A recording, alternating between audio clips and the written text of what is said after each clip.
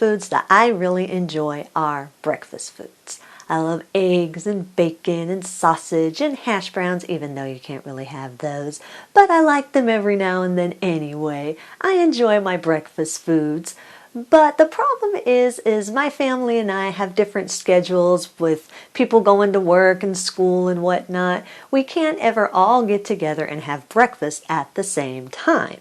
So what I do a lot of times is I have breakfast for dinner.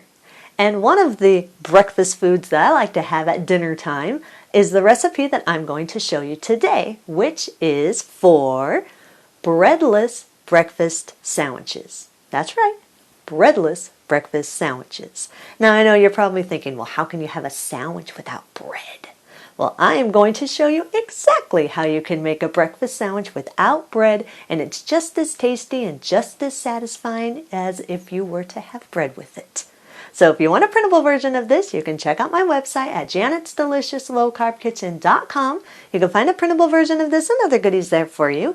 And if you're new to the channel, don't forget to hit the subscribe button.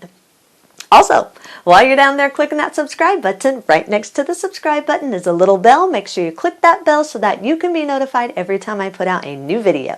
And while you do that, let's get cooking.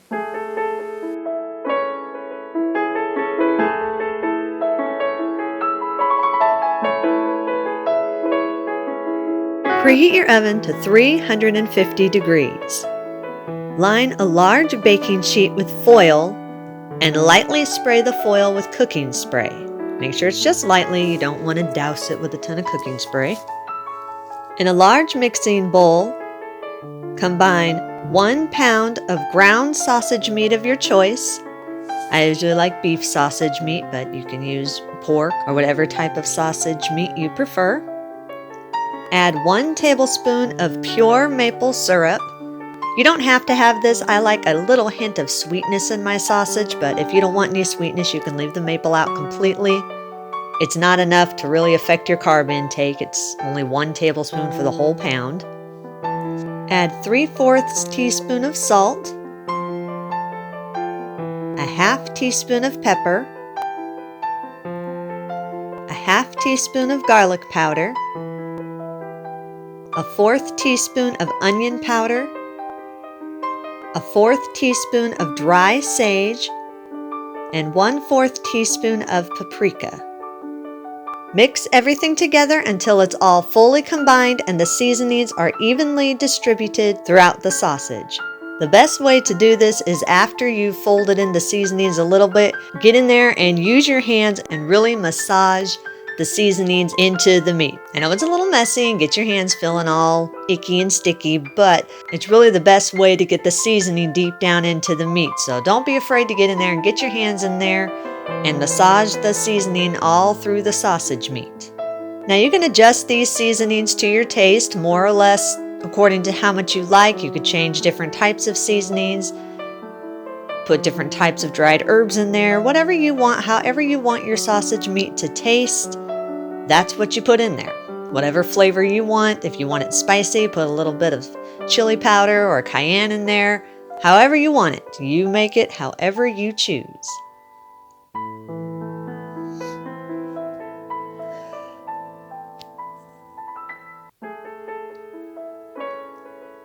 Once the seasoning is all massaged into the meat, then divide the meat into 6 equal portions and place each portion onto your prepared baking sheet.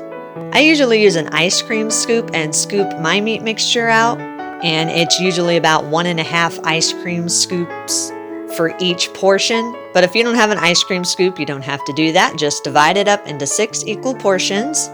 Place the portions on the baking sheet.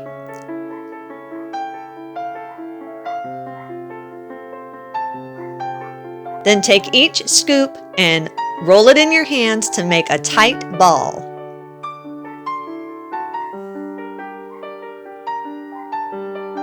Once all the scoops are shaped into tight balls, then use your hand and flatten the top of each ball to create a patty that's about 3 inches in diameter, give or take a little bit.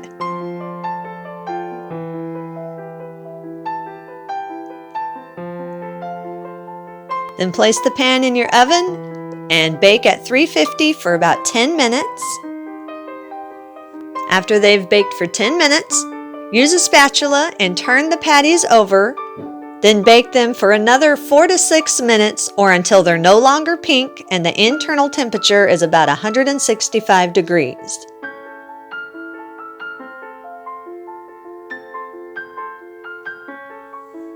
Once they're all baked, set them aside until we're ready to use them on our breakfast sandwich.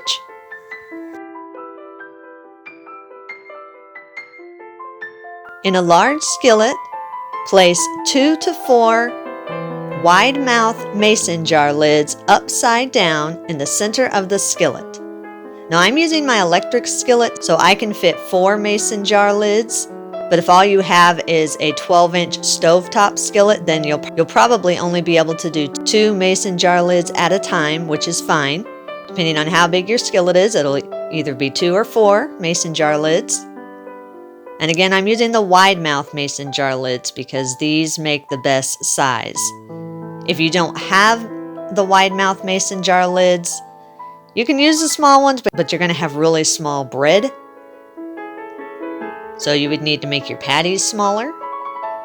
If you don't have mason jar lids at all, you'll need to find something that is circular with about a 3-inch diameter and is heat safe.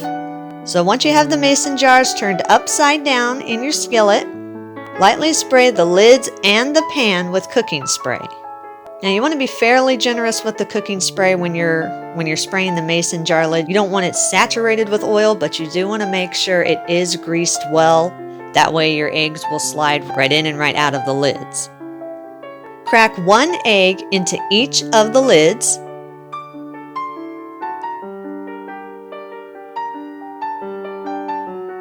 Then use a fork and gently break up the yolk in each egg. Now be gentle because you don't want to push the egg white through the bottom of the lid. Just gently stir your fork back and forth just a little bit, just until the yolk is no longer in one piece. Pour 2 to 4 tablespoons of water into the skillet around the lids. Do not pour it into the lids, pour it around the lids. Now I am using a large electric skillet, so I'm using 4 tablespoons of water. If you are using a 10 to 12-inch stovetop skillet, you'll most likely only need about 2 tablespoons of water. It's just going to be enough to create a little bit of steam. You're not wanting to saturate your eggs with water, just a little bit around the eggs. Turn the heat on your stove to medium. If you're using an electric skillet like I am, I did it on about 325. Give it a minute or two just to let the skillet get a little bit hot. Cover the skillet and let the eggs cook for about 3 minutes or until the whites of the eggs are solid. After 3 minutes, remove the lid. Sprinkle the eggs with a little bit of salt and pepper, and I usually do a little bit of dried cilantro just for a little bit of color. It's up to you if you want to do that or not. So your desired amount of salt and pepper and cilantro to your taste. And sprinkle 1 to 2 of the eggs with the desired amount of cheese. So if you have 2 eggs in your skillet, then only put cheese on 1 of the eggs. If you've got 4 eggs in your skillet, then put cheese on 2 of the eggs. I usually just put enough to cover the top. I like cheese, so I put a decent amount on there, but again, you don't want to overdo it because then the fat of the cheese will make your egg to where it doesn't cook properly. So just enough to cover the top of the egg. Then cover the eggs again and cook 1 more minute or just until the cheese is completely melted. Use a spatula and remove 1 of the lids that has an egg without the cheese on it. Then turn it over onto a serving plate. It should slide just right out. If it doesn't, just give it a little nudge with your finger and it'll slide right out. Then use your spatula again and remove 1 of the lids with the egg that has cheese on it and turn it onto the plate that has the egg without cheese on it. Just set them right next to each other. Make sure you turn the cheesy side facing up. Once you've got 1 egg on your plate that does not have cheese and the other egg on your plate that has cheese, then top the egg that has the cheese on it with whatever breakfast sandwich toppings you want. I usually Spread a little bit of mashed avocado on it. And then I place my sausage patty on it. And then you take the egg that does not have cheese on it. Flip it over on top of your patty. Do the same thing with all your other eggs until you have as many breakfast sandwiches as you need.